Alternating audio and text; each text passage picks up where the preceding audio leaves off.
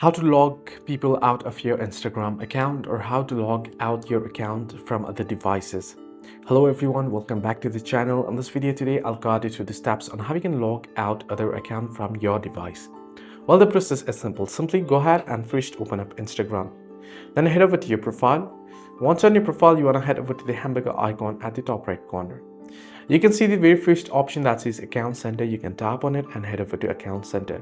Now with this process, you'll be able to log out your account from other people's devices using your particular device. So here now, head into the option that says Password and Security under Account Settings. And you can see under Security checks the option that says where you are logged in. Tap on it and now you'll be able to see where you are logged in, which device you are logged in on. Select the particular account if you have multiple accounts linked. Then you'll be able to view it. As you can see, I'm logged in on only one device. What you can do is tap on select device to log out, right? And then select the particular, if there are other multiple devices logged in, select the particular device that you wish to log out. If you want to select all, tap on select all and then tap on log out and it'll be logged out from that particular device. So this is how you can log out people from your account on Instagram. Hope this video was helpful. Do like and subscribe and do not forget to leave comments down below if you have any further issues as well.